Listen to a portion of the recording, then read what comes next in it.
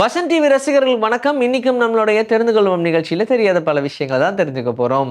கீபோர்ட்ல எல்லாம் நம்ம பார்க்கும்போது நம்ம மொபைல் யூஸ் பண்றது கிடையாது. நார்மலா நம்ம கம்ப்யூட்டர்ல இருக்கக்கூடிய கீபோர்ட்லாம் பார்க்கும்போது, லேப்டாப்ல இருக்கக்கூடிய கீபோர்ட்லாம் பார்க்கும்போது நம்பர்ஸ் எல்லாமே ஜம்பிள்டா இருக்கும். ஏஎஸ், கியூடி அப்படின்னு எல்லாமே மாறி மாறி கிடக்கும். சரி, இதுக்கு என்ன ரீசன்? அதுக்கு ஏபிசிடின்னு போட்டிருந்தாலே இந்த டைப்பிங்கை கத்துட்டு இருப்பாங்களே அப்படின்ற மாதிரி நம்ம யோசிச்சா, அதை முன்னாடியே பண்ணாமலாம் இல்லை. முன்னாடி ஏபிசிடி ஆர்டரில் இருக்கிற மாதிரியான கீபோர்ட்ஸ் இருந்திருக்கு. ஆனால் ஏபிசிடின்னு ரொம்ப ஈஸியாக இருக்குன்னு கட கட கட கடன்னு அதை யூஸ் பண்ணி அதிகமான கீபோர்ட்ஸ் எல்லாம் சேதமாக ஆரம்பிச்சிருச்சு. அண்ட் அதை வந்து ஈஸியாக நம்ம டாலரேட் பண்ணணும் அப்படின்றதுனால மட்டுமே தான் இந்த மாதிரி ஒரு மெத்தடை கொண்டு வந்தாங்க. ஆனால் அவங்க யோசிக்கல, ஆண்ட்ராய்டுன்னு ஒரு விஷயம் வந்து புரட்சி ஏற்படுத்தும், ஏன்னா ஆப்பிள் அப்படின்ற ஒரு விஷயம் வந்து பெரிய மாற்றத்தை ஏற்படுத்தும் அப்படின்றத அவங்க யோசிக்கல. எல்லாருமே ஸ்மார்ட்டாக பண்ண விஷயம்னா ஏபிசிடினா ஈஸியாக அந்த கீஸ் எல்லாம் உடஞ்சிருது, அதிகமாக கான்ஸ்டண்ட்டாக யூஸ் பண்ணுறதுனால.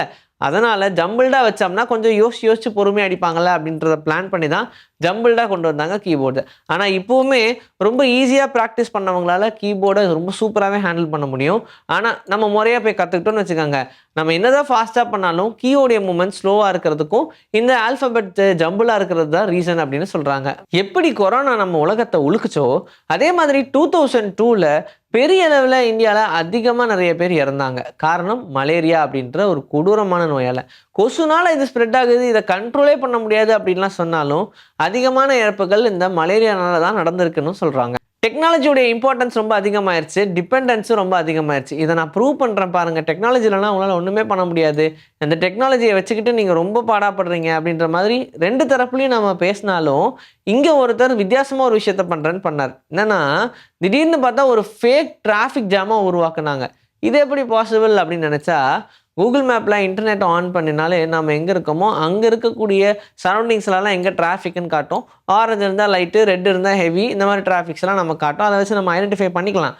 அதனாலேயே ஃபேக்காக ஒரு டிராஃபிக்கை உருவாக்குவோன்னு சொல்லி சம்மந்தமே இல்லாத ரோடு, இப்போ நம்ம பிரிட்ஜ் ஏறோம்னு வச்சுக்கோங்க, அந்த பிரிட்ஜில் நம்ம ஏறாமல் எப்படி கீழே போவோமோ அந்த மாதிரி கீழே இருக்கக்கூடிய ரூட்லலாம் அதிகமாக வண்டிகள் போகும். ஆனால் கீழே இருக்கக்கூடிய ரோட்டுக்குள்ளே போயிட்டு அங்கே டிராஃபிக் ஜாமை க்ரியேட் பண்ணியிருக்காங்க. எப்படின்னா, ஒரு 50-60 மொபைலை எடுத்து ஒரு ட்ராலியில் வச்சுட்டு இன்டர்நெட் ஆன் பண்ணி மேப் லொக்கேஷனையும் ஆன் பண்ணிவிட்டு அப்படியே தள்ளிட்டே போயிருக்காரு. உடனே கூகுள் சேட்டலைட்ஸ்லாம் என்ன பண்ணிருச்சுன்னா, அந்த இடத்துல டிராஃபிக் அதிகமாக இருக்குது, ஏன்னா எல்லாம் ஒரே இடத்துல மொபைல் சங்கமமாக இருக்கிறதுனால. இப்படி தான் அவங்கள ரொம்ப ஈஸியாக ஏமாத்துறது டெக்னாலஜி. அதை புரிஞ்சுக்கங்க அப்படின்றத தெளிவாக எக்ஸ்பிளைன் பண்ணுறதுக்காகவே இந்த விஷயத்தை அவர் பண்ண மாதிரி தான் இருக்குது. துரு பிடிச்ச ஏதாவது ஒரு மெட்டீரியலால் உங்களுக்கு காயமாக இருக்குன்னு வச்சுக்கோங்க, உடனே டிடி போட்டு ஆகணும். ஏன்பா டிடி, இதெல்லாம் அவசியமாக? 100 ரூபா 150 ரூபா, ஆனால் காசை பார்க்கவே கூடாத மாதிரியான சுச்சுவேஷனில் இருக்கும். டிடி ஈவன் நம்ம போடுறதுக்கான ரீசன் என்னென்னா, அது இன்னும் நம்மளுடைய இம்யூனிட்டியை பூஸ்ட் பண்ணும். அண்ட் வேறு ஏதாவது பிரச்சனைகள், இப்போ அந்த ரஸ்ட்லேருந்து வரக்கூடிய ப்ராப்ளம்ஸ் எல்லாம் நம்மளால் க்யூர் பண்ணணும் அப்படின்னா அதுக்கு கண்டிப்பாக இந்த டிடின்றது அவசியம் தான். ஆனால் இந்த டிடி ஒரு வேளை போடாமல் நீங்கள் போயிட்டே இருக்கும் போது திடீர்னு துருப்பிடிச்சாணி உங்களுடைய காலில் ஏறி நீங்கள் தூக்கி போட்டீங்க, அப்படியே விட்டுட்டீங்க அப்படின்னா அதோடைய வலி ரொம்ப ரணமாக கொடூரமாக இருக்கும் அப்படின்னு சொல்கிறாங்க. அந்த அளவுக்கு பெரிய வலியை கொடுக்கக்கூடியது. ஈவன் அப்படி ஒரு வலி வந்துச்சுன்னா கூட அதுக்கு பெயின் கில்லர் கூட ஒர்க் அவுட் ஆகாதுன்ற அளவுக்கு வலி வருமா. அதனால உஷாராக இருங்க. ஸ்டோன் ஃபிஷ்ஷுன்னு ஒரு ஃபிஷ் இருக்குங்க, இது ரொம்ப ரொம்ப பாய்சனஸான ஒன்று அப்படின்னு சொல்கிறாங்க. இப்போது ஸ்டோன் ஃபிஷ்ஷுன்னு ஏன் பேர் வச்சாங்கன்னா, பார்க்குற கல் மாதிரியே இருக்கும். நாமளும் அது கல்லுன்னு நினச்சி மேலே மிதிச்சோம்னா உடனே அதை நினச்சிப்போம், நம்மளை யாரோ ஒருத்தவங்க போட்டு தள்ள வந்துட்டாங்க அப்படின்னு சொல்லி அதோடைய டிஃபென்ஸ் ஆரம்பிச்சிடும். அதோடைய டிஃபென்ஸாக வரக்கூடிய அதோடைய உடம்புலேருந்து வரக்கூடிய முள் பெரிய ஒரு பெயினை உருவாக்கும். எந்த அளவுக்குன்னா, ஆல்ரெடி அதில் அனுபவப்பட்டவங்க சொன்னது, நல்ல கம்பியை பழுக்க காய்ச்சி சூடு வச்சா எப்படி இருக்கும் அந்த மாதிரியான ஒரு பெயினை, அதை விட கொடூரமான ஒரு பெயினை கொடுக்கும் அப்படின்ற மாதிரி சொல்லியிருக்காங்க. இதெல்லாம் நோட் பண்ணதுக்கப்புறமா ஸ்டோன் ஃபிஷ்ஷை பார்த்தாலே 8 அடி தான் தள்ளி நிற்கணும்னு முடிவே பண்ணிட்டாங்க.